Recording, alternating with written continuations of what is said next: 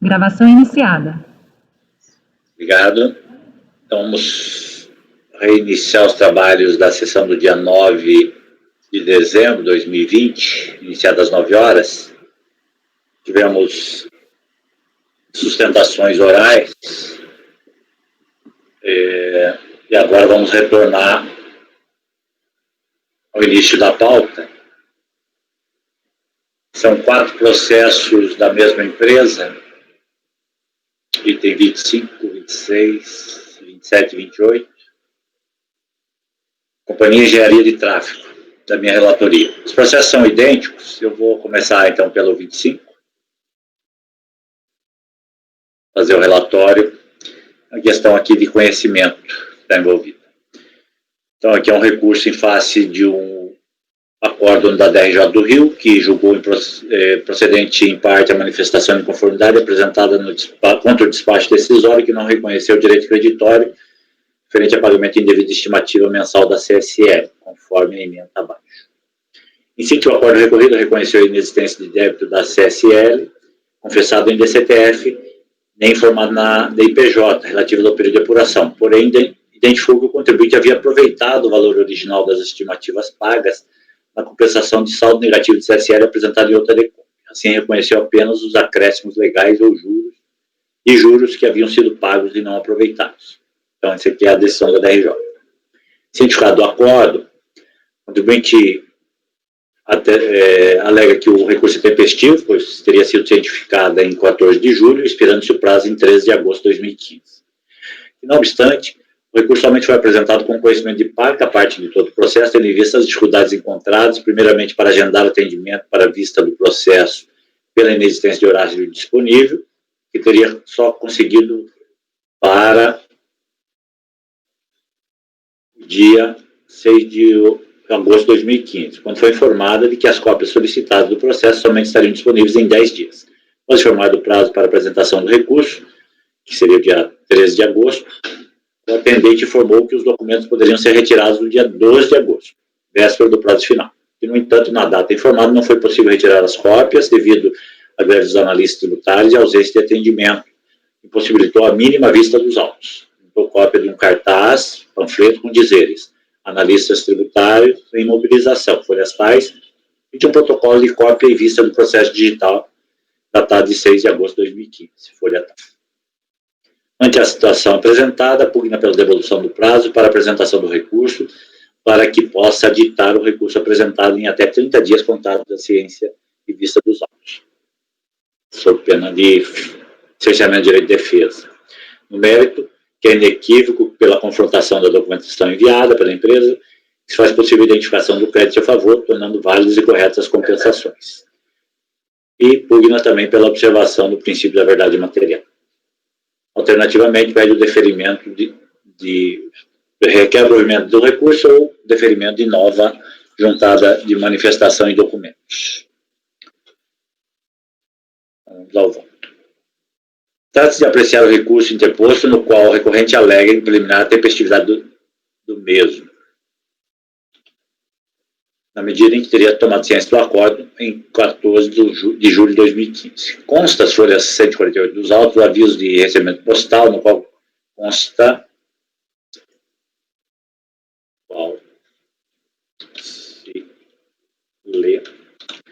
a data de recebimento do dia 13 de julho de 2015, contrariamente ao que ele disse que era 14 de julho. Os documentos se referem à intimação número tal e da ciência do acordo de impugnação. Não existe nos autos qualquer registro ou mesmo indício que ateste a alegação da recorrente que a ciência do interior do acordo teria ocorrido apenas em 14 de julho de 2015. O recurso voluntário, por sua vez, foi interposto em 13 de agosto de 2015, conforme carimbo de recepção. Dessa feita, verifica-se nos termos do artigo 5º, 23 e 30 do Decreto 70.235 que o recurso apresentado é intempestivo. Não obstante, a recorrente alega que foi prejudicado em seu direito de defesa por não ter conseguido obter cópia do processo junto à unidade da Receita Federal, primeiro, em face de dificuldades encontradas para o agendamento eletrônico do atendimento, que só teria vindo a se efetivar em 6 de agosto de 2015, sendo que na data fixada para a entrega das cópias, 12 de agosto, não teria conseguido receber os documentos em face de greve de servidores que teria paralisado o atendimento. Assim, pede a devolução do prazo para apresentação do recurso. Como comprovante, a recorrente juntou cópia de uma foto de um cartaz, panfleto, com dizer, está na lista tributária de mobilização, folhas tais, e um protocolo da cópia vista do processo digital, datado de 6 de agosto de 2015. No que concerne as dificuldades que teriam sido encontradas para efetuar o agendamento eletrônico, não há qualquer prova apresentada nos autos. Tampouco se identifica no protocolo, folhas tais, a identificação de solicitação de vista da cópia deste processo especificamente, embora seja feita em época contemporânea aos fatos ora discutidos. Por outro lado, não é possível concluir apenas com base na foto do cartaz que informa a mobilização dos analistas tributários que a unidade da RFB tenha tido o seu atendimento suspenso, em especial o protocolo, posto que servidores de outras carreiras administrativas também prestam serviço, atendimento ao público na Receita. Dessa feita, o alegado cerceamento de direito de defesa da recorrente não restou comprovado, ao meu ver, mesmo porque trata-se de processo de pedido de compensação instaurado pela iniciativa do contribuinte ao apresentar a declaração de compensação. Depois do seu indeferimento, por meio de despacho decisório, apresentou suas razões na manifestação de conformidade que foram devidamente analisadas pela Corte do Recorrido, o qual também teve ciência na forma legal. Pelo que se extrai dos autos, é certo que a recorrente tinha plena consciência dos elementos e decisões contidos nos autos para exercício do contraditório, não se vislumbrando a míngua de demonstração cabal qualquer prejuízo à sua defesa. Destarte, rejeito o pedido de devolução do prazo para apresentação das razões recursais. Também não há necessidade de manifestação quanto ao pedido de suspensão da exigibilidade dos créditos exigíveis em face do indeferimento da compensação e do pedido de intimação, endereço cadastral do contribuinte, posto que já estão previstos na legislação de regência. A gente expôs voto por não conhecer do recurso voluntário por ser intempestivo. Então, a questão aqui, gente, até se quiserem olhar esses documentos nos autos, o prazo ele é intempestivo, o recurso. Aí, o que poderia ser provido, se fosse o caso, era uma reposição conceder um novo prazo para apresentação do recurso conforme ele pleiteia, por prejuízo à sua defesa. Pelos elementos juntados, eu não cheguei à conclusão de que isto, nem que os fatos ocorreram da forma como relatada, e que ele teria tido algum prejuízo na defesa na medida em que todos os elementos do processo eram de pleno conhecimento dele. Não tinha dificuldade maior para ele fazer a sua defesa. Então, em suma, eu não estou conhecendo, mas caso os senhores entendam que seria bom verificar essa situação fática de greve, se de fato interrompeu, aí a gente pode fazer uma conversão em diligência. Né? Ô, presidente, desculpa, sim. Não sei se eu estou... Pode falar. Eu fiquei com uma dúvida aqui, o seguinte, qual que é o CCA? Ele fala que ele não teve acesso aos documentos, mas e por conta disso que ele apresentou o recurso fora do prazo? Ele disse que ele apresentou o recurso com as parcas informações que ele dispunha, que seria o que ele tinha até então, né? Vamos dizer, até então ele tinha todos os elementos, me parece. Né? Mas vamos lá. Mas esse recurso que ele apresentou com parcas informações, ele foi tempestivo? Não, esse foi intempestivo já. Não, mas aí... Ele, inclusive, tentou mudar a data, né? Que ele ele tentou dizer que ele foi intimado no outro dia. Ele não quis dizer diretamente que ele foi prejudicado para apresentar o recurso. Eu acho que, assim, o problema é o seguinte, se ele tivesse apresentado o recurso dentro do prazo e dentro desse prazo informado que não conseguiu trazer todos os elementos porque ele não teve acesso, aí eu acho que poderia até nessa linha que você colocou, a gente baixar em diligência para verificar se isso de fato se ele teve acesso ou não. Mas ele apresentou o recurso fora do prazo. O que tem a ver isso com ele não ter tido acesso? Não consigo entender. E essa alegação dele de que não conseguiu no dia 12, na verdade o documento lá, da solicitação de cópia, lá tem a informação de que no dia 12 ele recebeu as cópias. Não era só uma data dizendo que ficou para o dia 12? Não sei, retirada. Porque não tem um recibo, né? Tem uma data escrita. Eu também eu vi aquilo ali, mas não... Entendi, pode ser. Eu não sei como é que... esse negócio mas também está manual, não sei nem quem é que escreveu aquilo. Né? Não, mas assim, eu volto a dizer, se ele tivesse apresentado esse apelo, mais ou menos, mas no dia do prazo, acho que valia tudo tudo isso. Mas a partir do momento que ele apresentou fora do prazo, aí essa discussão morre. Na verdade, assim, um aspecto que eu não considerei, e você está chamando bem a atenção, é que ele não diz que ele foi prejudicado para entregar o recurso. Né? Ele diz que ele foi prejudicado para apresentar a defesa. No primeiro momento eu entendi isso. Falei assim, olha, o cara foi lá protocolar o negócio, estava fechado e ele não conseguiu. Aí até poderia, eu ia até falar, poxa, ele podia ter feito pelo correio e tal. Mas aí teria uma justificativa. Ele não foi na Receita e não conseguiu. Mas ele foi fora do prazo. Eu acho que, enfim, Eu acho que essas alegações são para jogar na perda de prazo. Tanto que ele inventou uma data. Se tem nos autos o AR assinado, eu recontei o prazo, terminava dia 12. Ele apresentou um recurso. O prazo perdeu, acontece. Por um dia, perdeu. Então são idênticos os processos, as alegações são as mesmas. Matosinho, só nesse caso aí, eu acho que não é não conhecer, na verdade, né? É conhecer parcialmente quanto a essas alegações aí e negar provimento, né? Acho que a gente já fez isso em processos em que a alegação era a própria... Mas o recurso é intempestivo, Paulinho. Quando é da DRJ a gente conhece, né, Nega? Mas aqui eu acho que é... O recurso é intempestivo, cara. Não conhecer. Eu até apreciei essas outras alegações que eu não sei nem se seria o caso. Se ele estivesse alegando a tempestividade, por exemplo, da manifestação de conformidade que a DRJ entendeu como intempestiva, aí a gente ia conhecer do recurso e enfrentar se foi tempestivo ou não. Porque estão sendo enfrentadas, de qualquer forma, algumas matérias. Não, é porque ele sustenta a tempestividade, beleza. Mas o argumento dele no recurso contra a tempestividade, ele vai ser apreciado no âmbito da admissibilidade do recurso. Não... Entendi, tranquilo. Eu até posso até considerar aqui, talvez reformular um pouquinho essa segunda parte, apenas para tratar da questão, mas para apontar exatamente isso, que essa alegação não é uma alegação voltada ao impedimento na apresentação do recurso. Seria uma outra, não deveria nem ser conhecida. Aí eu posso obter dictum, falo disso. Assim. Na verdade, não precisaria nem ter enfrentado nada disso. Exatamente.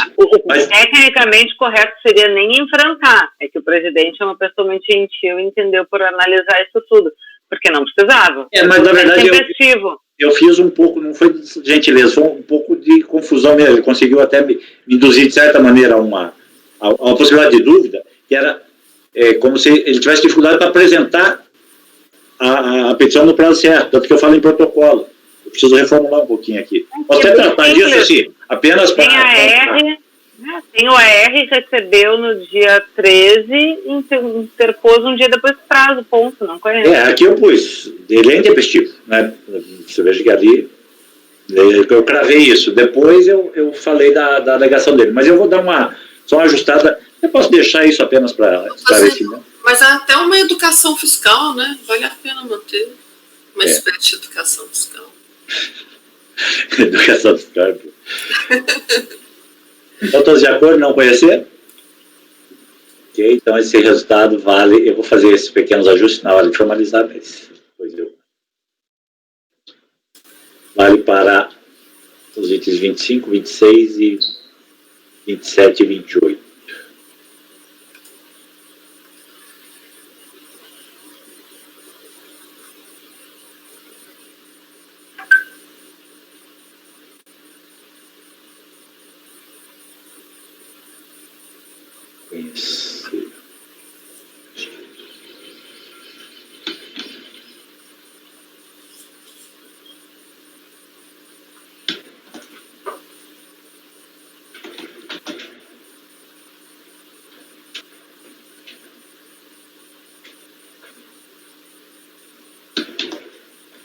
Vamos fazer o próximo item, André 29, recorrente Vero Papéis.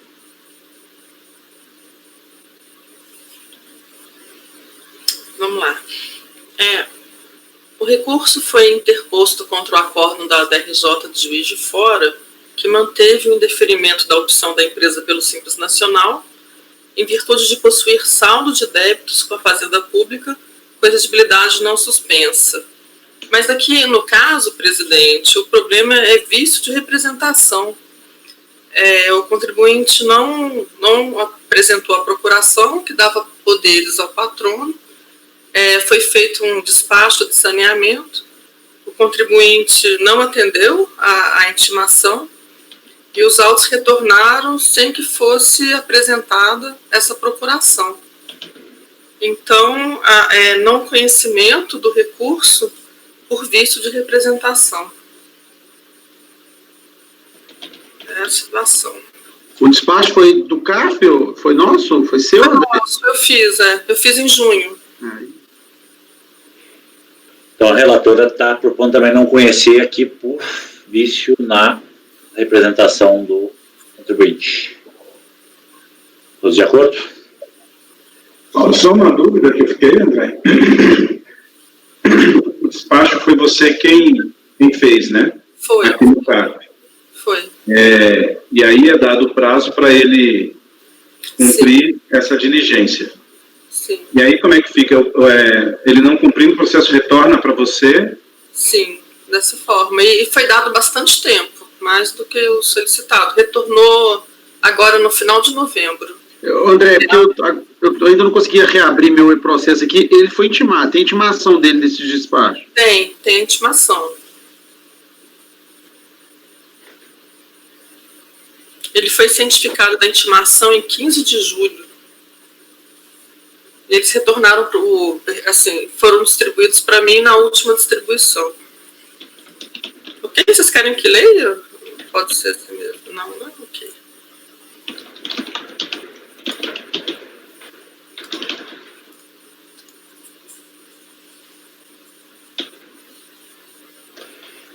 Ok, então, todos de acordo aqui, unanimidade, não conhecer do recurso, item 29.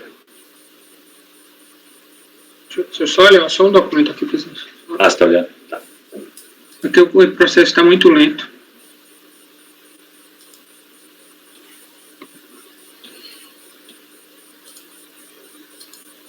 Não, tranquilo. Porque a tela no AR, o endereço está arriscado, mas tem um extrato do CNPJ mostrando que o endereço era esse mesmo.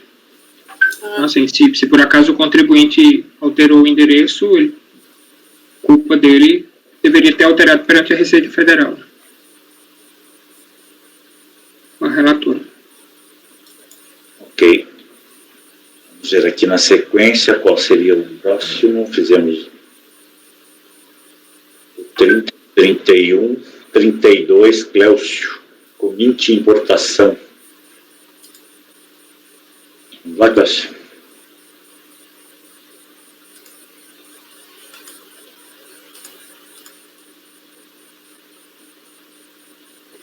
É o 32, né, presidente? 32. 32, exatamente. Entendeu, né? Isso.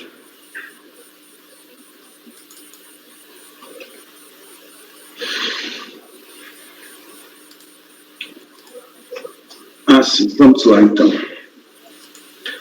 Esse caso é um recurso voluntário desta empresa, né, Cominte, Importação e Exportação Limitada.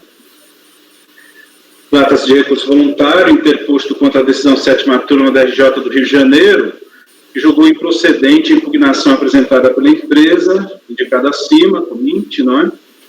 Em síntese, o caso versa sobre pedido de compensação transmitido pelo contribuinte, em que este utiliza crédito de terceiro para compensar com débitos tributários próprios. De acordo com o parecer número tal, e despacho decisório de folhas 9, a empresa recorrente utilizou créditos de outra empresa para compensar com débitos tributários próprios, que é vedado pelo artigo 74 da Lei 9430 e pela IN 41 de 2000.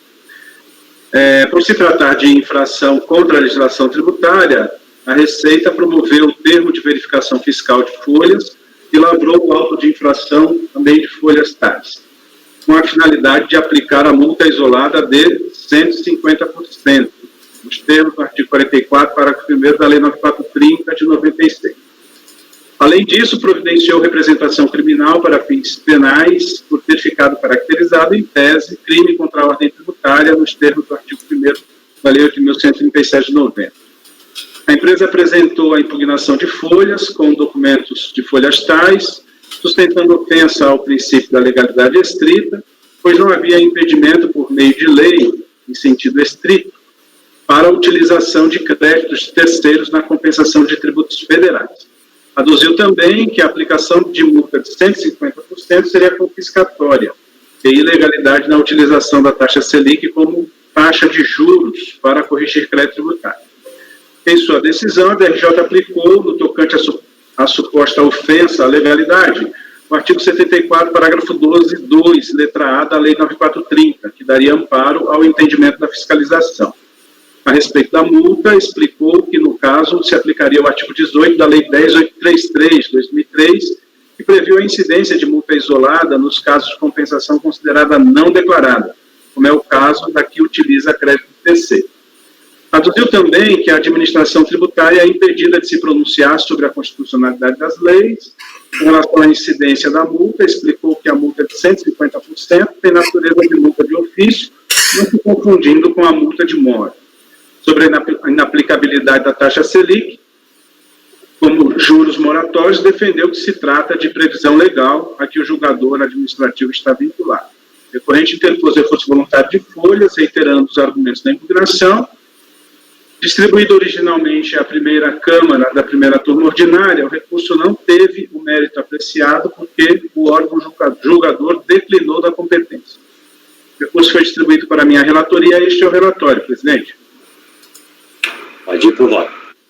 Bem, eu estou admitindo o recurso, preencho todos os requisitos. No mérito, seguinte introito. Conforme se observa do relatório, a controvérsia gira em torno da possibilidade jurídica de se compensar crédito terceiro com débitos tributários do próprio contribuinte. Como consequência dessa questão preambular, decorrem a aplicação da multa isolada de 150% e incidência de juros calculados pela taxa Selic. Em 2.2, da vedação ao uso de crédito terceiro para a compensação tributária federal.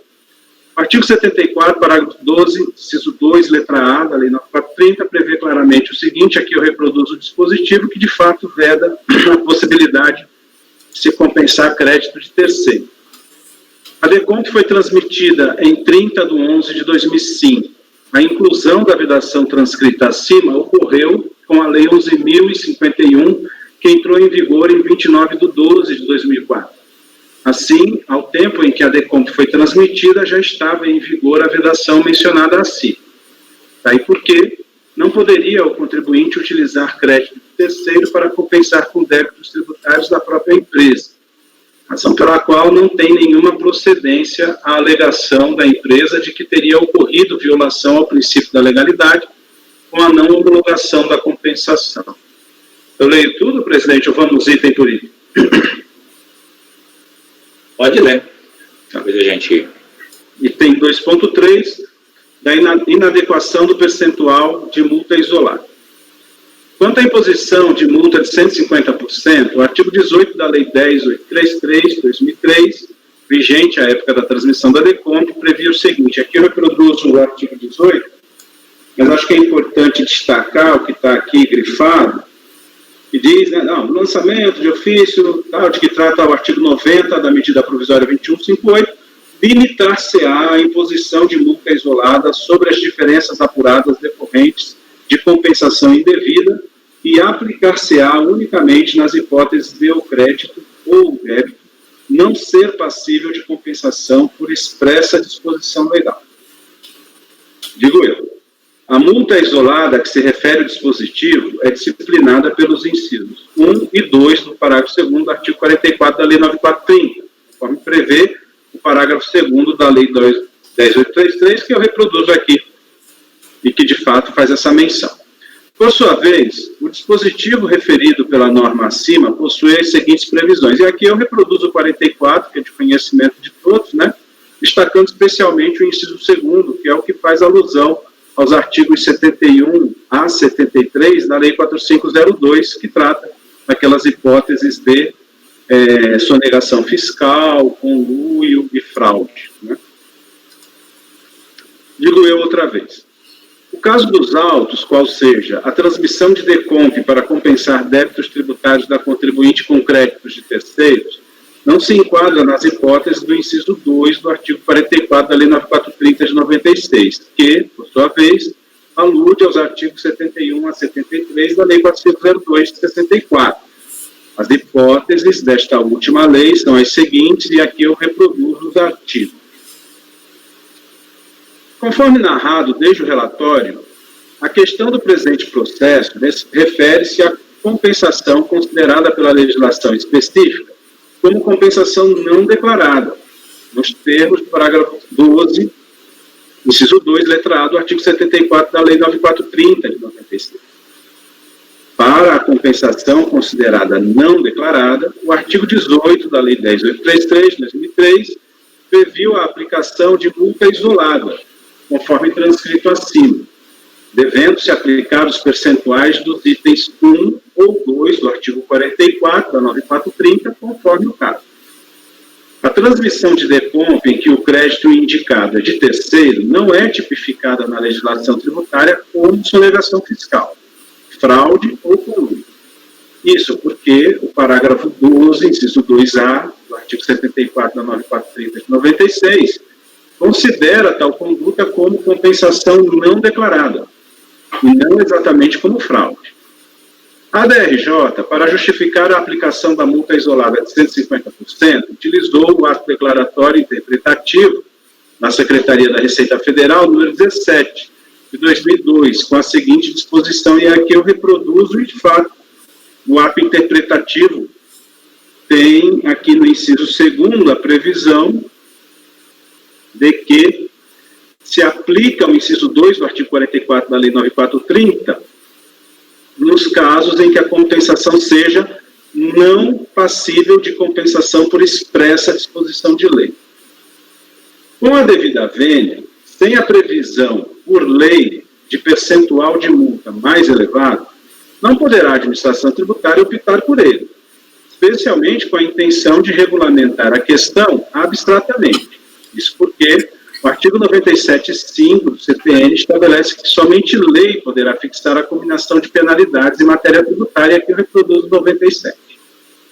No caso em questão, a Lei 10.833 de 2003 prevê no artigo 18 que os casos de compensação não declarada serão punidos com multa isolada nos percentuais definidos nos incisos 1 e 2 do artigo 44 da Lei 9430 de 96. Conforme se viu, os percentuais são os seguintes: e tem 75% para os casos de falta de declaração e nos de declaração inexata. E tem 2, o percentual será de 150% nos casos de sonegação fiscal, fraude ou conluio. A falta de declaração ou declaração inexata é tipificada com a aplicação de 75% de multa sobre o crédito tributário devido, neste caso, compensado indevidamente. A descrição normativa das hipóteses de sonegação fiscal, fraude ou conluio, definidas nos artigos 71 a 73 da Lei 4502/64, não se referem à compensação não declarada, quer porque a figura típica está definida no inciso 1º do artigo 44 da 9430 de 96, quer porque nenhuma das condutas ali definidas se subsume ao fato em questão, compensação com utilização de crédito vedado pela lei. Assim, entendo que o fundamento adotado pela DRJ para aplicar a multa isolada de 150% não procede, porque é arrimado em ato declaratório do Poder Executivo que extrapola a previsão legal específica, razão pela qual deverá ser reduzida para 75%, conforme determina a combinação dos artigos 18 da Lei 10.833 e artigo 44.1 da Lei 9430. Além disso, a empresa não negou na manifestação de inconformidade que se tratava de crédito terceiro, pois a negativa, neste caso, poderia implicar em algum tipo de conduta fraudulenta, o que obrigaria a Fazenda a ter que investigar a origem do crédito. Pelo que se observa dos autos, da análise manual do crédito, se detectou que este não era de titularidade da empresa. Esta não negou os fatos e defendeu a tese jurídica de que a compensação com crédito terceiro seria lícita, no seu entender, por ausência de previsão legal. Esse assunto divide opiniões, inclusive neste CARF, havendo decisões tanto na linha ora defendida, de que a compensação não declarada enseja multa isolada de 75%, quanto o entendimento da DRJ, ou seja, a indicação de crédito terceiro, aliados a outros fatores agravantes, permitindo a aplicação da multa de 150%. Nesse sentido, para ilustrar, transcrevo 2 precedentes, cada qual sobre uma das teses. E aqui eu transcrevo um primeiro, que seria a tese de 75%, e um outro, que seria a tese dos 150%, mas eu só gostaria de destacar que aqui diz o seguinte: sujeita-se a multa isolada em sua forma qualificada quem declara a compensação com crédito que, além de não ter natureza tributária e ter sido cedido por terceiros, é informado como originário de processo administrativo, mas decorre de operações notoriamente conhecidas como meio para postergar a cobrança de créditos tributários ou ensejar sua prescrição. Volto eu agora para o meu texto. Percebe-se que há consenso na aplicação da multa isolada de 75% nesses casos. No entanto, a qualificação da multa depende de outras condutas que, no contexto, permitem concluir que o contribuinte pretendia enganar a Fazenda ou locupletar-se, provocando a prescrição do crédito tributário. Conforme sustentado, a incidência da qualificação da multa na compensação possui hipóteses muito bem definidas na legislação, sendo necessário ficar caracterizada a situação do artigo 44.2 da Lei 9430, que prevê a prática de uma das situações dos artigos 71 a 73 da Lei 4502. Entendo que a míngua de uma investigação mais profunda não há como presumir a prática de fraude com o uso de crédito terceiro para compensar débitos tributários da empresa, se a lei tipifica simplesmente como, abre aspas, compensação não declarada, fecha, não prevendo a qualificação da multa para este fato especificamente. Daí porque, sobre este ponto específico, concluo que a decisão da DRJ deve ser revista para reduzir a multa isolada ao patamar definido em lei, para este caso, que é de 75% sobre o montante do crédito tributário compensado indevidamente. Prossigo, presidente, ou discutimos este ponto?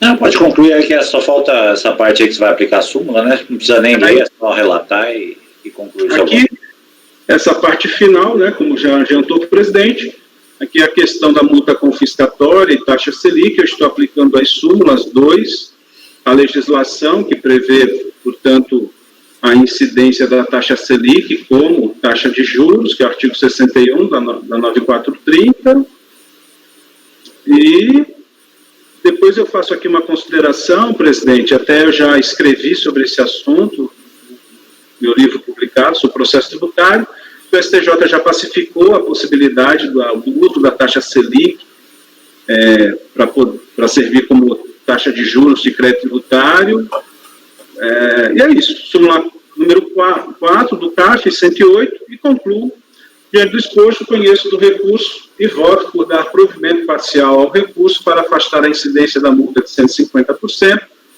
reduzindo-a para 75%, os termos da subseção número 2.3 do presente voto. Essa é a minha conclusão, presidente.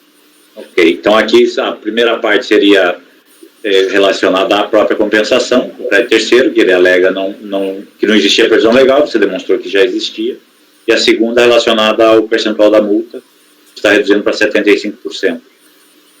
Interessante que, acho que a gente não tinha julgado nenhum caso da multa isolada por declaração de terceiro, não me lembro. Esse acho que é o primeiro caso. Para mim, certamente é o primeiro. Paulo. Vou pedir vênia aí ao Clécio para divergir.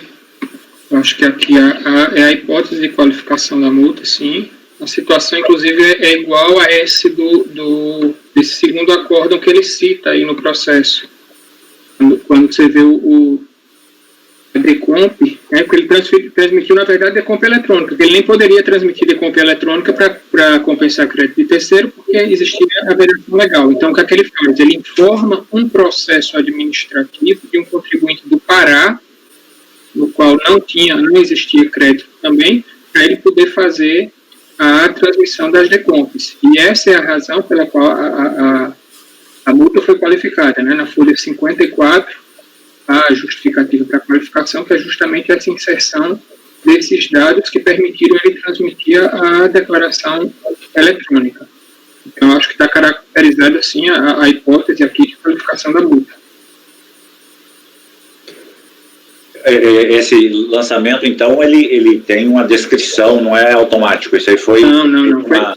É o que foi feito. Foi feita a análise do processo lá do Pará, foi feita a análise aqui dessa DECOMP, né, que faz remissão a esse processo, considera não declarada, que foi para o terceiro, que estava informado nesse outro processo, e aí foi feita a representação para a fiscalização lançar. E aí há um TVF, e no TVF a qualificação, o trecho que está aqui, diz o seguinte: destacando que o preenchimento e a transmissão das DECOMPs em exame só foram possíveis em razão da inserção de informações inverídicas nos formulários eletrônicos, mas como o crédito seria próprio, quando muito seria objeto de cessão. Tal prestação de informação falsa foi realizada com claro desiderato e eximissão do pagamento de tributo, então ele caracteriza como fraude, no artigo 72. Entendi. Então, devido para manter a multa. Gustavo? Eu já estava acompanhando o Cleus, que eu achei que a multa tinha sido qualificada automaticamente apenas por ter sido considerado não declarada a compensação. Mas tem umas coisas interessantes aí que eu não cheguei a uma conclusão. Na época dos fatos aqui relatados, não havia previsão de qualificação, aliás, nem de aplicação de multa por declaração ou compensação não declarada. Eu acho que havia, Gustavo. O artigo não, 18... cara, olha o parágrafo 4º, só foi incluído pela 1151, e a lei de dezembro de 2005. A DECOMP aqui foi transmitida em... Não, a redação original do artigo 18 já fala na multa isolada sobre as diferenças, compensação indevida, aplicar-se-á unicamente nas hipóteses do crédito ou débito não ser passível de compensação por expressa disposição legal. Ela falava de não homologação, Paulinho, a diferença é essa. Oi? Ela falava de não homologação, ela só passou a previsto a aplicação de multas sobre declaração considerada não declarada explicitamente a partir da inserção do parágrafo 4º, pela 1151. Antes disso, não havia... Mas a redação original do artigo 18, antes da modificação pela lei 11.488, ela não falava nessa questão da não homologação, ela só falava que os créditos não eram passíveis de créditos ou débitos não serem passíveis de compensação por expressa disposição legal. E aí, lá no parágrafo 2º... não, beleza. O parágrafo 2º já havia a previsão, inclusive eu discordo da parte do Clécio, que ele falou que não existia previsão, mas o parágrafo 2º ele já prevê as duas formas. Tanto só mudou topograficamente ali o dispositivo, né? Mudou isso. Tanto 75 quanto 150, já estava previsto lá. Ele estava previsto, mas o que eu acho que a insurgência do Cleucio é quanto à previsão da aplicação na IN de forma abstrata, ou seja, presumir abstratamente a fraude a partir de se considerar não declarado. Aí, beleza. Teoricamente, eu estava concordando em absolutamente tudo com o Cleucio. O problema foi o VAR ter apontado aí que a justificativa não era bem essa. Haveria inserção de dados falseados na DECOMP para justificar a própria transmissão. E aí, aí realmente eu não tenho como acompanhar, porque aí a motivação é outra. A motivação é de ocorrência de fraude que, muito bem apontado pelo Paulinho, está inclusive num dos acordos citados pelo próprio Cleucio. É o segundo acordo aqui que ele fala justamente isso. Então, eu, pedindo vendo ao Cleucio, satisfeito de concordar teoricamente, mas no caso concreto aqui, me parece que há, sim. Me parece não, porque usar falar me parece, no julgamento é dureza. Para mim, está claro que é um fraude. Então, eu acompanho a divergência. Ok. Ricardo? Essa questão da fraude já ela foi suscitada no próprio auto de infração, é isso? Sim, no TVF. Então, também tinha aí, já recuperado aqui algumas posições anteriores, casos que eu peguei, que também concordo com a linha do Nelson, mas no caso há fraude, aí eu sou obrigado a acompanhar a divergência. Ok, Flávio? Eu estava na mesma linha que do Gustavo, já ia acompanhar, para mim a multa é de 75%, mas medida em que houve uma qualificação bem motivada e fundamentada, inserção de dados inválidos para transmissão do PRDCOM, que foi identificado pela fiscalização e E isso deu causa para a qualificação, acho que não tem como afastar. Como regra, é o 75%. Não dá para. Eu tenho uma compensação não declarada, vai ser 150%. Isso aí não, é 75%. Mas a partir do momento que há uma motivação para a qualificação e uma motivação, né, de inserção de dados falsos, inclusive, eu vou acompanhar, pedindo Vênia ou Cleucio, eu vou acompanhar a divergência aberta pelo Paulo. Ok. André?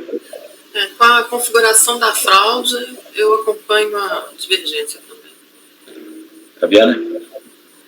Também vou pedir Vênia ou Cleucio e vou acompanhar a divergência. Igualmente, eu também tive a mesma sequência de entendimento. Primeiro estava o voto do Cláudio está bem estruturado, assim, e em tese ele está perfeito. Mas ao caso concreto aqui, eu acho que, como foi feito a distinção, né, da conduta no próprio TVF, eu acho não, aqui é caso realmente de uma multa qualificada. Não é genericamente, como parece prever aquele ADI, mas no caso concreto aplica. Então, vai ficar por maioria negar provimento ao recurso voluntário.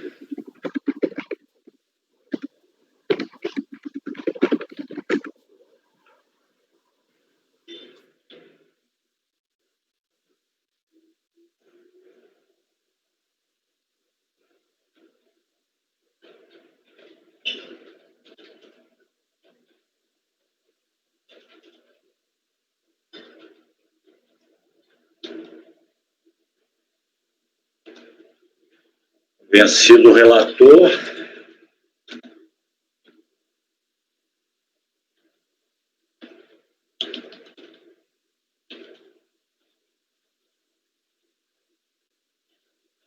Paulo já está com voto?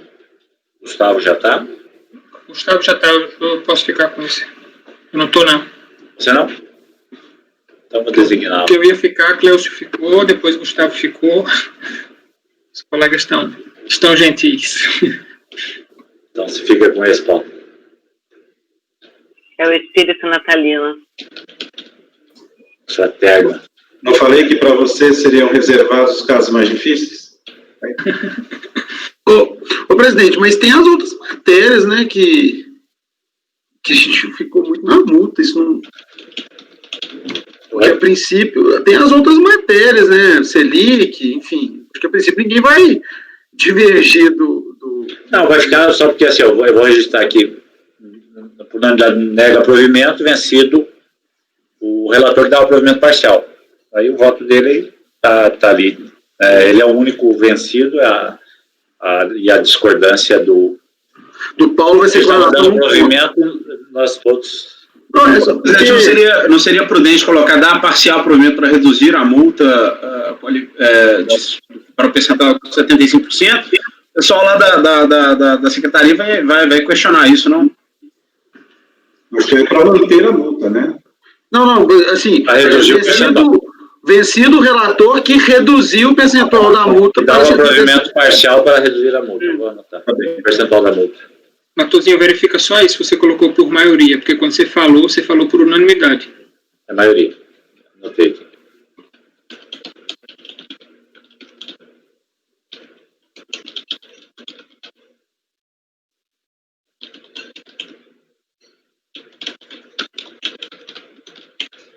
Ficou assim, acordos membros, maioria de votos, negar provimento ao recurso voluntário, vencido o conselheiro Cleucio, relator, que dava provimento parcial ao recurso para reduzir o percentual da multa aplicada. A multa de ofício. Aplicada.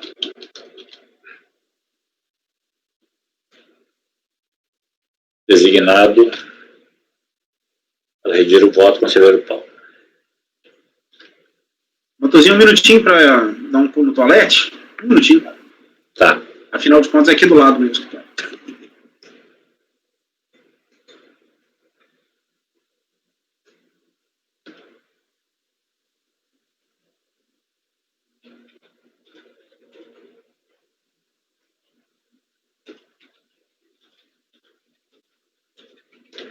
Próximo item vai ser da Fabiana, depois nós temos mais 2 do Gustavo. Essas empresas grandes têm vários patronos, né? A Gerdau, por exemplo, que teve sustentação, um pedido de retirada de pauta, e tem 2 que não tem nenhuma sustentação, não, acompanhamento, né?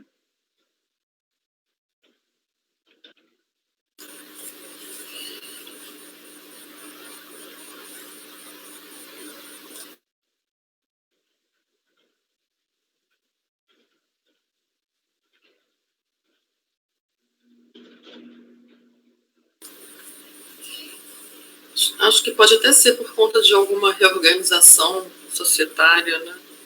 Corporação, aí o patrono original era um. Eu acho que não, mas é a estratégia deles mesmo. Às vezes, a compensação você vê muito facilmente. A mesma empresa com 3 patronos. A Ambev a gente vê bastante essa situação.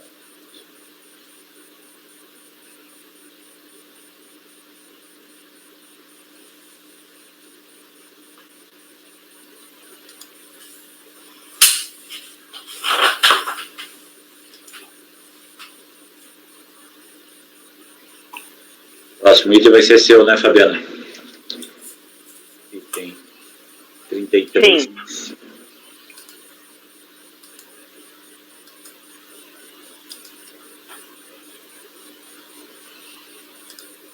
Aqui é só a súmula ou tem mais algum detalhe aqui? Tem mais um detalhe, que esse até me deu bastante trabalho, mais do que parecia, assim, uma coisa que parecia simples, mas foi bem interessante.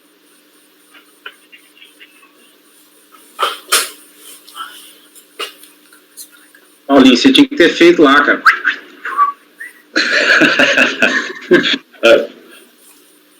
Tá vermelho. Acho que tá gravando, não tá, gente? Tá. Mas é o VAR já é oficial. O VAR é oficial. Já virou lenda, inclusive, no cara. Super VAR, com certeza. Mas isso dá confiança para os julgados, né? Muito obrigada aí, viu, VAR? Não, o Paulo é a nossa baliza, assim, de segurança. Não, o Paulo puxa o nível pra cima, porque você fica com medo de errar, então você nunca, né? Você fala, não, eu vou errar e o Paulo vai pegar, então você... Não, a gente o erro faz diminui. o voto pensando nisso. Será que o Paulo vai concordar com isso aqui? Eu já sofro com isso tem quase 3 anos, Fabiano. Eu já faço o voto com a foto do Paulo aqui do lado. Ó. O que ele vai achar? A foto foi ótima. Mas é o bullying positivo, esse pode. É igual uma sanção premial, né? Então vamos lá, vamos para o item 33, Companhia Industrial Amazonense, relatora Fabiana. Vamos lá. Eu acho que eu até posso resumir aqui a situação fática, que foi a seguinte: a gente tem aqui um caso que é de pedido de restituição transmitido por Perdecomp, visando a restituição de saldo negativo de RPJ. Aí teve um despacho decisório que entendeu que não haveria saldo negativo disponível em razão da falta de comprovação de parte de retenções na fonte. Com a manifestação de inconformidade, a contribuinte então anexou documentos tendentes a comprovar essas retenções na fonte, e o acórdão entendeu que teria havido a decadência, que a contribuinte não teria mais direito de pedir essa restituição, e fez um longo arrazoado para explicar as alterações legislativas daquele período ali de 2005, para dizer que, neste caso, o prazo decadencial seria de 5 anos. Aí, no recurso voluntário, a recorrente esclarece que a data que foi tomada em consideração pela DRJ foi a data de um pedido retificador, que foi em 9 de outubro de 2006, quando então o prazo decadencial seria de 5 anos e não de 10 anos. E aí ele esclarece que, na verdade, ele já tinha feito um pedido original em julho de 2003, e aí eu reproduzo aqui no voto um quadrinho que ele junta. E a discussão, então, acaba sendo em torno disso, ele dizendo, olha, a data que tem que ser considerada é do pedido original, não tem decadência. E eu vou analisar, então, essas alegações. Eu admiti o recurso, é tempestivo, atende os demais requisitos e passo a analisar, então, essa prejudicial de mérito, que é de que teria ocorrido a decadência segundo a DRJ. Alguma dúvida aqui quanto à situação de fato? Conforme relatado, a discussão ora posta limita-se a analisar se transcorreu o prazo de decadência do direito da contribuinte de pleitear pedido de restituição. O argumento da decisão recorrida foi no sentido da ocorrência da decadência, porque o pedido de restituição fora transmitido em 9 de outubro de 2006, data em que o prazo decadencial seria de 5 anos. A recorrente, por sua vez, esclarece que o pedido de restituição original foi transmitido em 16 de julho de 2003 e que a data equivocadamente considerada pela DRJ diz respeito a PERDECOMP retificador.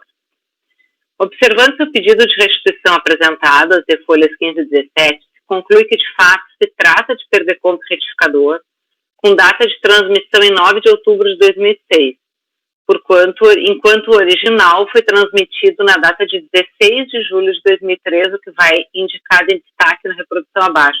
E aqui eu botei em amarelo e aprendi recentemente que o terceiro grupo dos números de um PERDECOMP indica a data. Agradeço aos colegas aqui que me auxiliaram nessa identificação.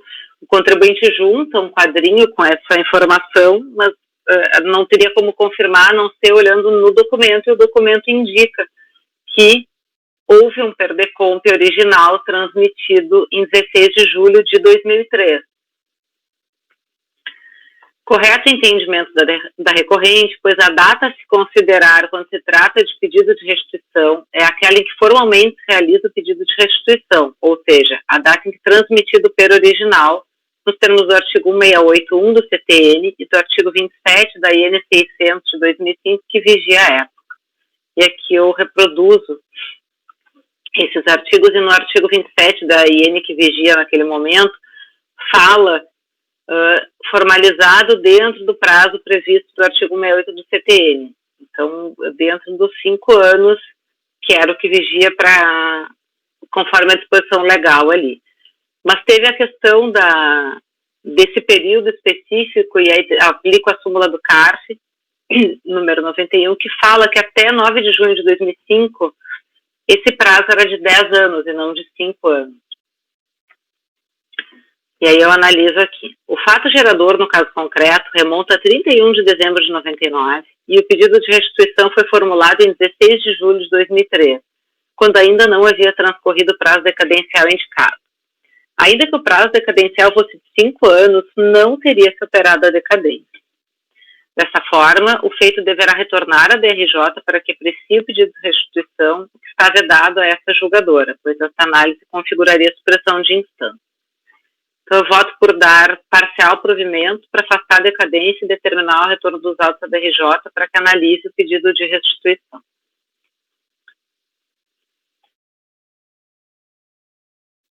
Ok, a relatora, então, está dando provimento parcial para determinar o retorno à DRJ. A premissa da decadência foi só aventada pela DRJ, né? O despacho decisório. Exatamente. Sim, o despacho decisório. Por não reconhecer a fonte, né? Exatamente. Ok, Paulo? Eu concordo com a argumentação que a Fabiana trouxe. Eu só fico aqui com o problema que não existe o P original, né? Não tem. Não, é só assim. Alguma retificação ele fez em relação ao pedido original. Mas não é do valor, Paulo. Oi? Não é do valor solicitado. Então, acho que não tem discussão quanto ao... Ele não tem como aumentar o valor, se eu não me engano, não é isso? Isso, no máximo é limitado a isso. Então, porque assim, se ele estivesse aumentando o valor... Mas tem na segunda parcela, né, a parcela complementar teria de fato decaído. Uhum. Mas tem uma questão na própria IN que fala os casos em que é possível fazer o pedido de retificador. Ele não seria admitido, né? Exatamente. O seu pedido foi admitido, então se o pedido foi admitido tem que considerar a data original. E aí aqui eu até dei uma analisada, porque como não tem uma previsão expressa, como tem em pedido de compensação, a gente tem que construir a solução. Em relação à DECOMP, está expressamente dito não, eu acho que a sua lógica está perfeita, de fato. Reabre o prazo. De fato, assim, no momento que ele pede a primeira vez, ele já afasta qualquer alegação de decadência, né? A única possibilidade seria essa, realmente, se houvesse um pedido maior, e aí essa parcela complementar estaria atingida pela decadência. Mas, de fato, bem lembrado que a própria IN já vedava, né, essa possibilidade. Então, como o pedido foi admitido, não é disso que se trata. E, de qualquer maneira, Paulo, a DRJ teria que apreciar, no mínimo, a parte que seria... Sim, sim. Aí seria o caso de glosar a diferença. Isso, com a relatora. Só um detalhe, Fabiana, você fala aqui do pedido de restituição, e na verdade é acumulado com compensação, né? Então é análise dos dois aspectos, né? Não é só restituição, né? Tanto que é uma DECOMP, né, junto. Não, é só restituição. No pedido fala só de restituição. É só perto, não tem compensação? Não. Ah, então tá. Eu até olhei lá quando fala lá no início, trata de pedido de restituição, sim, é só restituição mesmo. Tá joia. Gustavo? Com a relatora. Carlos? Relatora. Flávio? Com a relatora, presidente. André? Com a relatora, presidente. Nelson? Também acompanha a relatora, presidente. Também acompanha, então, por unanimidade de votos, dá provimento parcial ao recurso para afastar o óbice, análise do crédito pleiteado e determinar o retorno dos autos da DRJ para a continuidade da análise, nos termos do relatório e voto da relatora. É isso?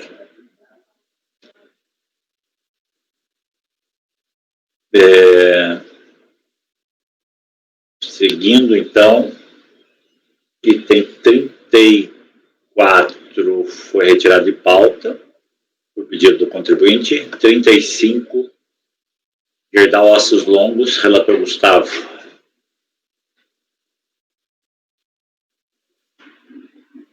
Cara, esse caso eu até conversei com o Paulinho, era um caso que eu fiquei muito na dúvida. Presidente, só porque na pauta aqui está retirado. 35? 35. Não, 35 não. O retirado de pauta foi o 36. 34 foi retirado e o 36. Não, desculpa. Só 36. Não, desculpa, eu errei. Desculpa, Gustavo. Sem problemas. Bom, enfim, esse caso é o seguinte, compensação, saldo negativo, a empresa pleiteou em históricos 3.375.767 e a DRJ reconheceu integralmente o direito creditório no valor de 3 milhões históricos, 375. Qual foi o problema?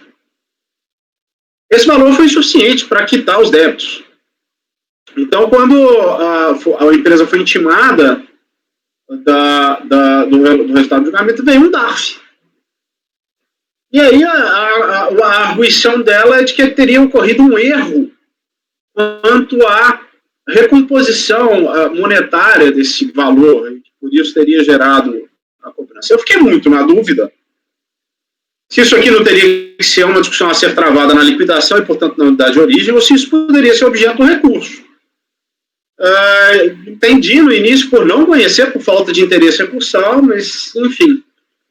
Em suma, a discussão é essa. Vocês querem? Posso ir direto para o voto, presidente? Pode. Então, vamos lá. Admissibilidade. O recurso é tempestivo, está assinado por oradores devido e regularmente constituído. Mas é preciso, de imediato, enfrentar um problema tormentoso, porque, em princípio, não haveria, no caso, interesse recursal a justificar sua admissão.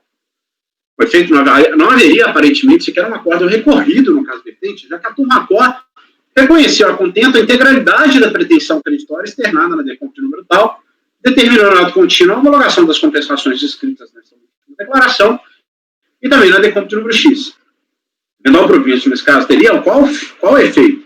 Haveria reforma do aresto proferido pela DRJ? Mas que isso? A matéria ser devolvida pelo recurso manejado pelo contribuinte? É verdade que a cobrança contra a qual se insurge a empresa foi encaminhada juntamente com o termo de intimação que deu ciência sobre o julgamento intentado pela primeira instância. Mas tal exigência não decorre do dispositivo do aludido acordo, nem mesmo da parte em que a turma acordo adverte a unidade de origem, quanto à possibilidade de ocorrência de um aproveitamento em duplicidade do saldo negativo aqui reconhecido. Só para explicar, no relatório até falo isso, o motivo que gerou o indeferimento do pleito seria uma autuação que teria ocorrido contra a Gerdau em outro processo e que teria alterado a base de cálculo da CSLL. A DRJ afastou esse argumento, por quê? Porque não havia prova de que esse saldo negativo teria sido aproveitado naquele outro processo. Porque essa discussão ela não está travada nesse feito. Mas, se assim fosse, o débito a ser exigido teria que corresponder ao valor total dos débitos inscritos na DECOMP, já que o saldo teria que ser integralmente absorvido pela autuação constante do processo ambiental, cujo valor lançado foi de cerca de 126 milhões. Outro sim, os argumentos atinentes à prescrição intercorrente, descabida, diga-se, à luz dos preceitos da súmula 11 deste CARF, e a incidência de juros de mora ele pediu a suspensão da incidência de juros de mora. E a incidência de juros de mora são absolutamente despropositados. O processo, diga-se, acabou. O acordo da DRJ não pode ser de qualquer forma alterado, porque não houve interposição de recurso de ofício, e de mais a mais, não pode este colegiado, a partir da análise do recurso voluntário, promover uma reformação em pejos. É inclusive o que reza o artigo 42, parágrafo do decreto 70.235. A incidência dos juros de mora, especificamente, isso está completamente fora da competência desse colegiado, precisamente por não fazer parte da lista, tal como descrito pelo artigo 14, já mencionado no decreto 70.235.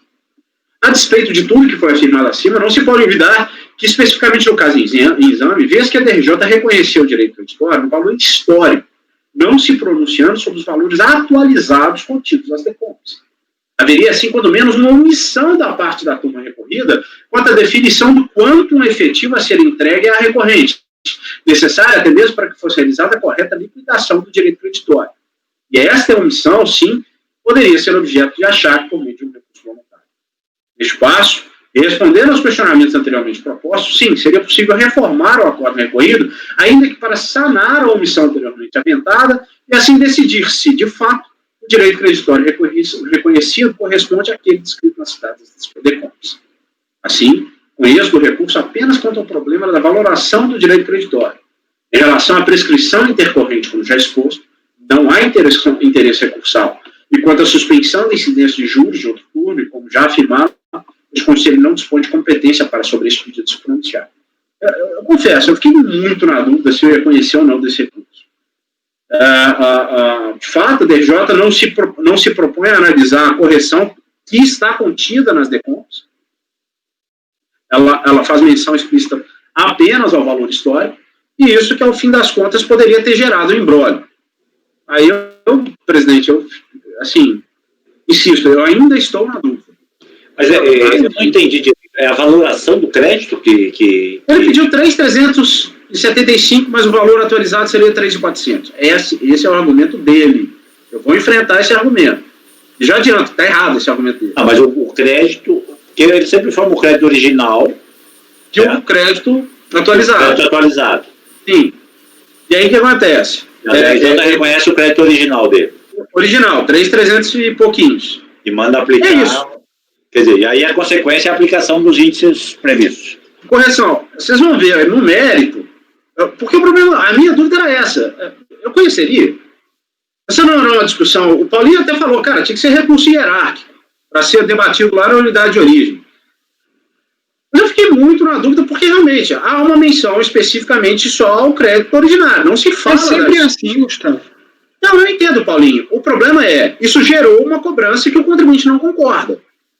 Se a DRJ tivesse virado e falado assim, olha, você atualizou lá na sua DECOMP, mas essa atualização está errada. O critério que você se utilizou está equivocado.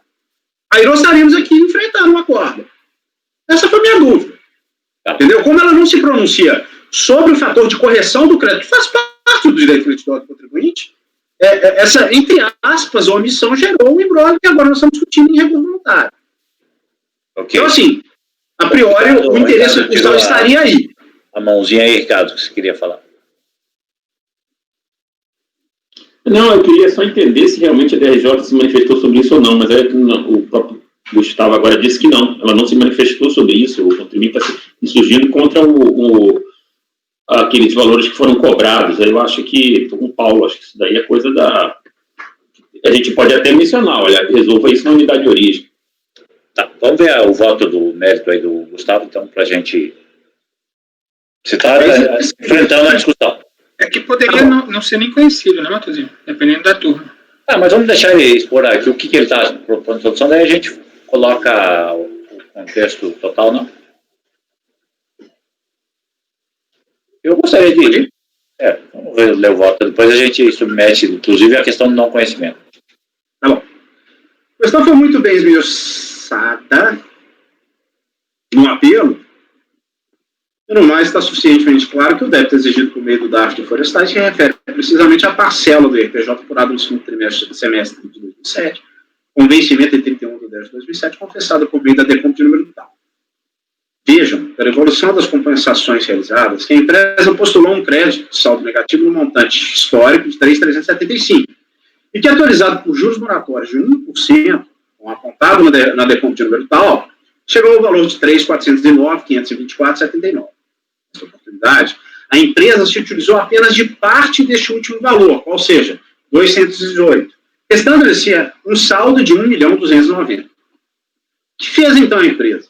Na DECOMP final 3.903, informou um saldo de crédito no valor original de 1.257 e atualizou esta importância com base na variação da Selic, ainda que citada DECOMP tenha sido transmitida em 31 de 10 de 2007, e que nesta esteira, pela regra encartada na IN 600, deveria se submeter à incidência de juros no percentual de 1%.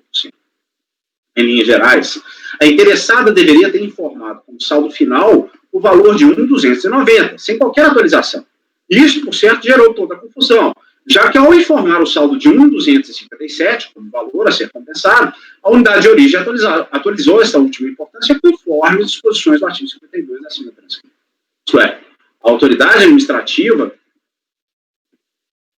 recalculou o predito saldo a partir da aplicação dos juros moratórios pré-fixados em 1%, resultando, pois, na importância já corrigida de 1.269. Como o débito compensado alcançou o montante de 1.304, o alíquota crédito foi de fato insuficiente para quitá-lo, restando um valor a pagar de 34.695, como reconhecido, inclusive, pela própria recorrente. O que se vê é que não houve erro de valoração do direito creditório. Houve um primeiro erro incorrido pela própria recorrente ao definir o valor do saldo a ser utilizado na segunda DECOMP, e outro, sim, a aplicação indevida da taxa de atualização, que no caso seria, como feito pela unidade de origem, 1%. A segunda DECOMP foi, a toda evidência, preenchida de forma equivocada, já que no campo valor atualizado deveria ser consignado o valor resultante da diferença entre o saldo creditório original, reduzida a parcela efetivamente utilizada pela empresa na primeira declaração. Ao assim não proceder, a própria insurgente reduziu o montante de crédito que dispunha, requerendo um valor menor nesta segunda DECOMP. Enquanto aí simplesmente não há o que fazer. Ainda que o acordo ainda não tenha se pronunciado sobre esses valores atualizados escritos nas DECOMPs, está suficientemente claro que o cálculo realizado pela unidade de origem estava correto. Esse em vermelho aí, gente, eu coloquei para eu debater comigo mesmo. À luz do exposto, voto por negar provimento ao recurso voluntário.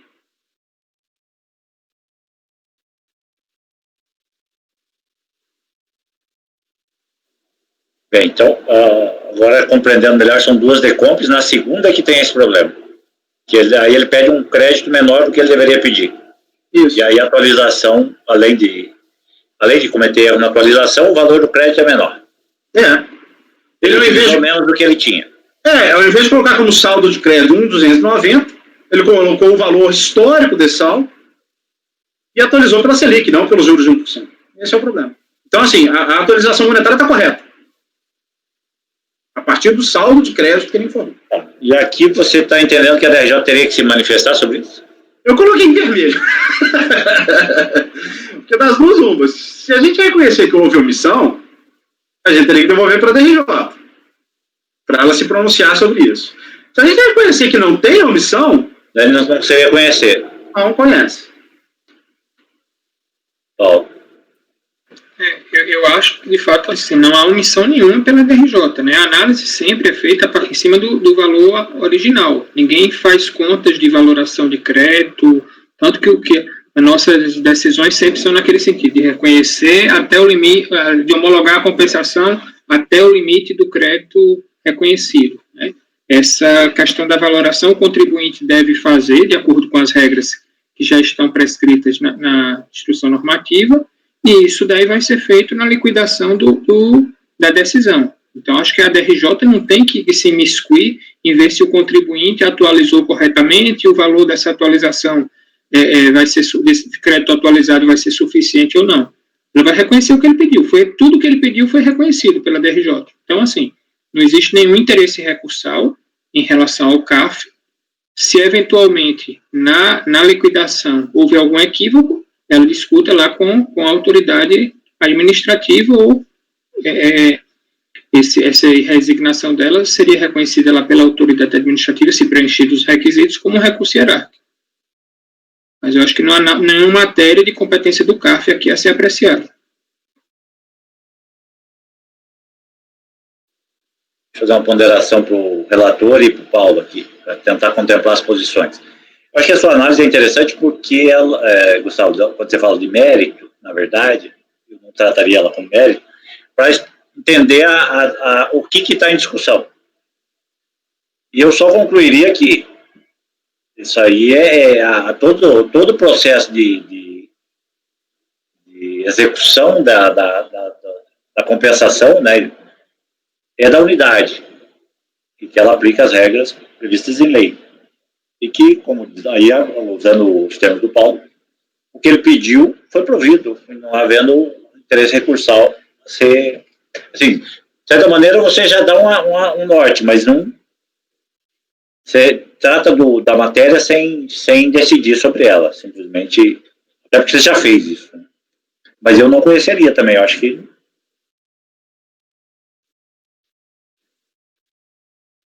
Microfone aí, Gustavo. Eu confesso que eu fiquei muito na dúvida se eu conheceria ou não. Eu fiquei bem na dúvida. Até pela discussão que a gente tinha, se a gente pode analisar o débito ou não. Eu acho que não podemos. Mas como aqui removia o próprio crédito e não o débito, eu acabei analisando, mas eu confesso, eu fiquei na dúvida. Eu realmente fiquei na dúvida. E se eu tivesse constatado aqui, de fato, um erro? E esse erro decorresse justamente da falta de uma valoração equivocada do direito creditório do contribuinte. Esse é o problema. Não seria competência nossa? Então, eu conheceria também. Eu tenho alguns votos, quando eu estava na DRJ, nesse sentido. Só que, no caso, eu estou vendo aqui que esse caso específico, o despacho decisório, ele é manual. Não foi o despacho decisório eletrônico, não. Aí, no despacho decisório eletrônico, muitas vezes tem um erro de preenchimento do contribuinte. E ele alega. E eu já peguei casos, inclusive, que a taxa Selic, por algum motivo, fez a taxa Selic não, que foi feita a valoração errada, e eu até foi pela procedência do pedido do contribuinte. E ele costuma errar mesmo. Muitas vezes, nesses casos, como ele pedia, por exemplo, só 100, aí depois ele alega que era mais. É que ele não entendia muito bem o que ele tinha que preencher, principalmente nos primeiros. Por exemplo, ele tinha um crédito de 100 e ele preenchia os pagamentos, por exemplo, como sendo só 100, sendo que ele tinha, na verdade, 500, 600, era diferente, ele não demonstrava exatamente. Então, muitas vezes, eu já conheci e muitas vezes a decisão foi favorável ao contribuinte. Me permitam fazer uma... Desculpa, André. Cometer um equívoco. O que está me chamando a atenção nesse... Mas, André, só aqui não é esse caso, não. Aqui ele está dizendo que ele tinha tanto, pediu tanto, a DRJ votar, você tem tanto. Era isso que eu ia concluir. Aí, nesse caso aqui, é um pouco diferente. Para começar, que o despacho decisório é manual. Então, essa análise já foi feita, assim. Não teria sido cometido esse engano. Então, me parece que pode ser realmente o caso de não conhecer, que é um pouco diferente, mas não são todas as vezes.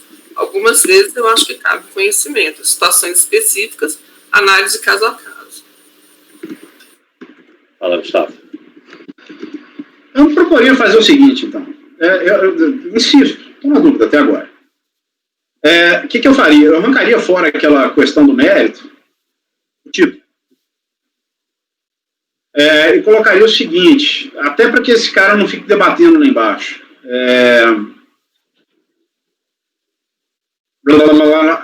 A partir ali, o que se vê é que não houve um erro de valoração. Não, tá, deixa eu desculpa, aqui em cima.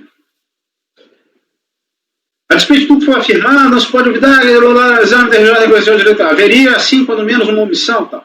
Aí eu venho e coloco já aqui embaixo as minhas razões que eu coloquei para identificar que não houve erro na valoração.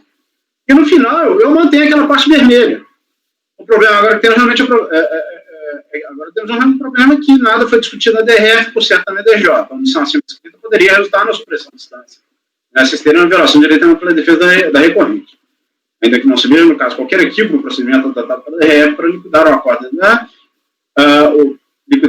da DRJ, se reconhece a omissão acima destacada, a única solução possível seria a devolução dos autos a tomar acordo.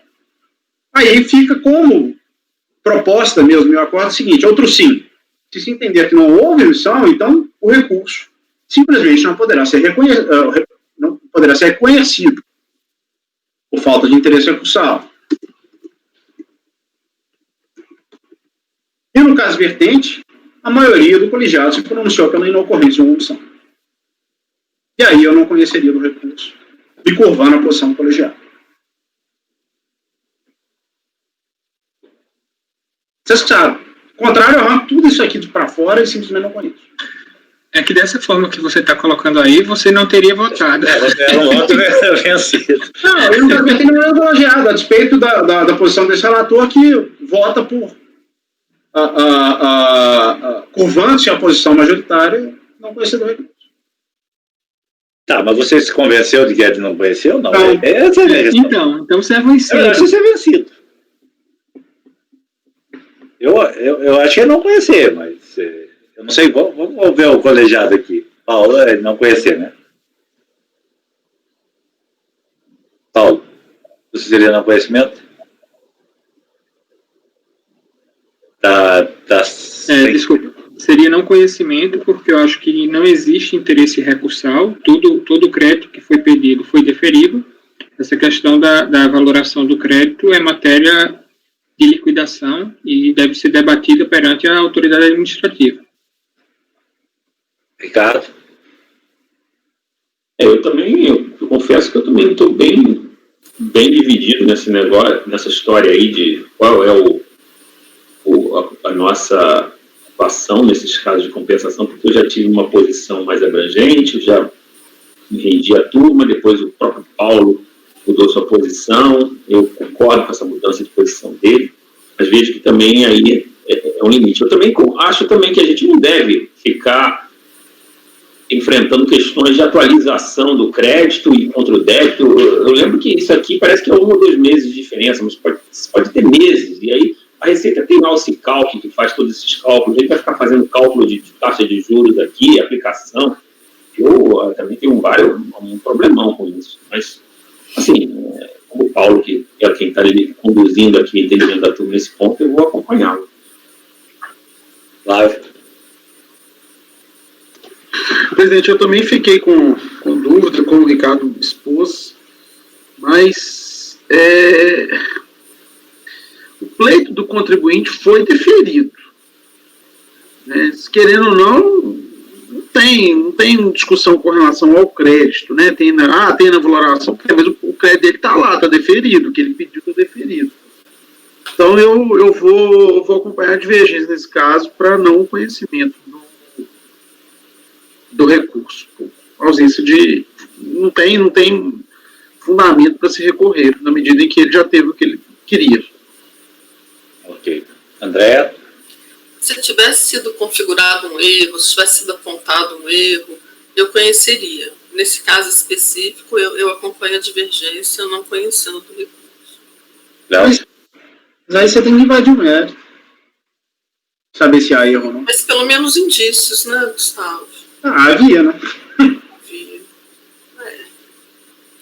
É porque... mas esse aqui veja, só para posicionar, porque aqui a gente já tem vários julgados que a retificação do valor pleiteado a gente não tem deferido. Então... porque o direito tem que esclarecer que erro, né? Assim, André, tem que esclarecer que erro, como você falou no início ali. Se o contribuinte, ao preencher a declaração, cometeu algum tipo de erro de fato que fica evidente, aí tudo bem, a gente tem acatado isso daí. Né? Mas, assim, o erro que ele reputa aí é um erro da autoridade administrativa na valoração do crédito. Então, assim, por isso que eu completamente fora, né? Exatamente. Esse erro que eu me reporto, normalmente acontece no despacho decisório eletrônico. E nesse aqui não, foi manual, foi analisado. E eu acompanho, talvez eu não tenha me expressado bem, eu acompanho a divergência porque eu acho que nesse caso específico eu não conheci. Nelson? Presidente, acho que aí é uma questão processual, outra vez. Eu sou muito favorável sempre à tese de que nós devemos conhecer do recurso e analisar a defesa do contribuinte à saciedade, mas nesse caso aqui, parece que ficou configurado mesmo a falta de interesse recursal, já que o pleito dele foi atendido. Então, nesse caso, Gustavo, de venha para acompanhar a divergência, eu acho que é caso de não conhecimento mesmo. Fabiana?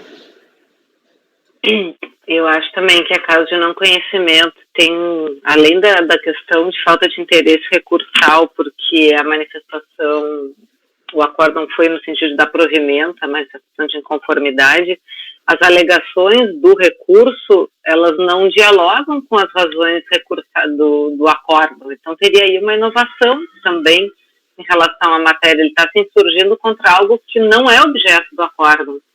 Né? Então, acho que tem mais de um motivo, inclusive, para não conhecer do recurso. Isso aí, gostei dessa última observação sua. Realmente sai completamente do... Sim, ainda que a gente possa ter um formalismo moderado, eu acho que tem que ter, no mínimo, a dialeticidade que é necessária em qualquer processo, seja ele judicial ou administrativo. A gente tem que ter diálogo entre um acórdão e as razões recursais. Só para me defender aqui, em momento, eu até falo, ele realmente não tinha o que discutir em relação ao acórdão, ter salvado a hipótese de uma omissão. Mas eu acho que mas não é o que o Paulo pontuou, eu acho que está muito correto. Ele está se insurgindo, na verdade, contra um ato que é posterior ao acórdão. Ele está se insurgindo contra uma cobrança. Então, sim, decorrente. Ele está batendo na porta errada. Mas que surge por falta de competência mesmo. Sim, mas que surge porque o acórdão não liquida. Enfim. Mas o acórdão não tem que liquidar mesmo. E é isso que o Paulo mas olha só, não tem competência para isso. Eu entendi, mas vejam bem, na perder-comp dele, ele pediu o valor certo, 3.400. O erro dele foi na segunda. Porque se ele tivesse pedido correto na segunda, ele não teria sido cobrado. Se o DRJ tivesse falado, olha, seu direito creditório é de 3.300, corretamente atualizado para 3.400, eu não teria discussão. Esse é o problema. É por isso que eu fiquei na dúvida nesse caso. Mas enfim, ok, não vou convencer ninguém. Eu vou acompanhar a divergência também. Fabiana, vou designar você para fazer esse voto, pode ser? Você defendeu tão bem aí assim, Então vai ficar por maioria, negar provimento. Não conhecer, aliás, desculpa. Vencer do relator que conhecia e negava provimento. Isto?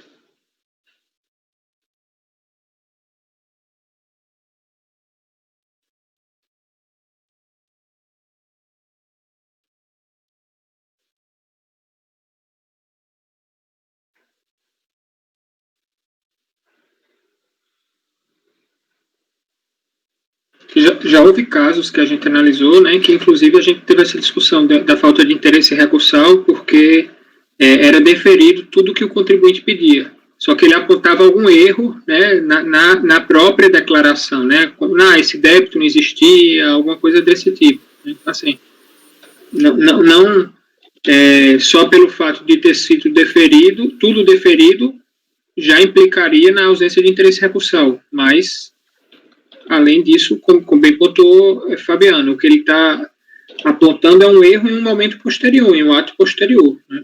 E não na própria DECOMP. Perfeito.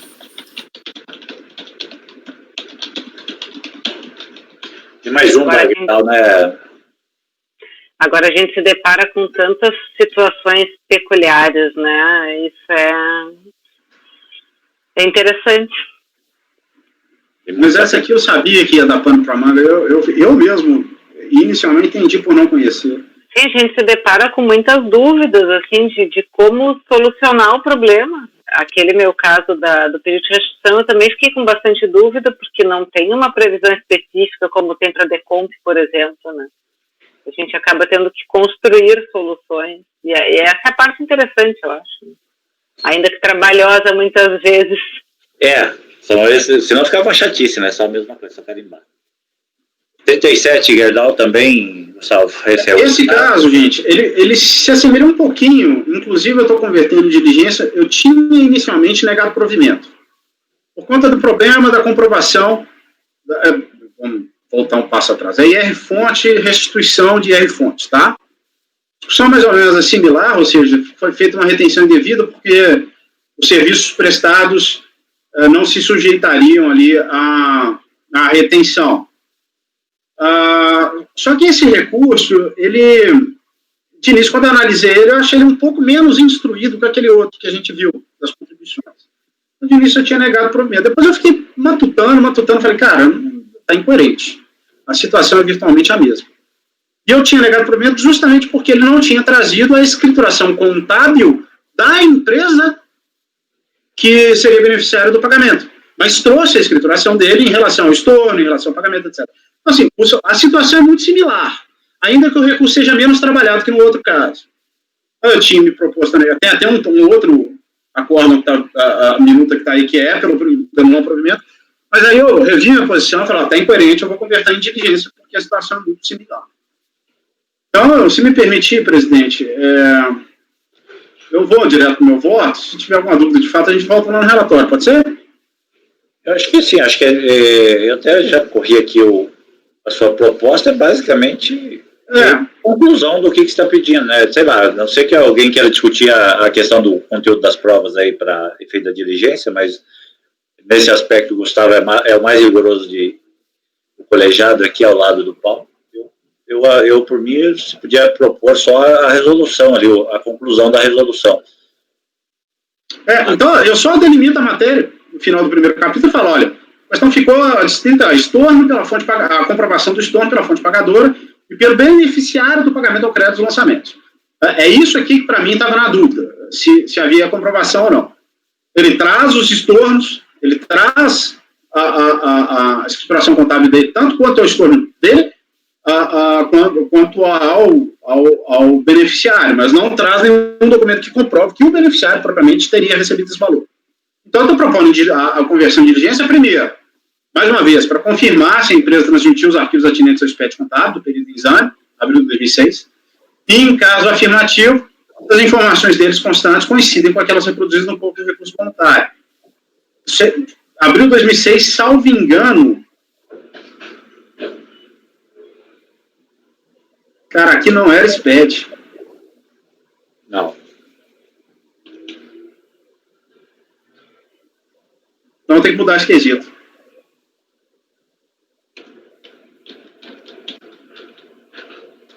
Eu vou ter que pedir ele para examinar, para confirmar a autenticidade das páginas do razão que foram trazidas. Tá? Desculpa te interromper. É o 37 que você está falando? Mas é a resolução, não é o acordo. É porque tem 2 arquivos na minha pasta. Eu fiquei para negar provimento aqui. É a resolução, desculpa. Tá, eu vi agora. Desculpa aí, eu também não tinha visto aqui.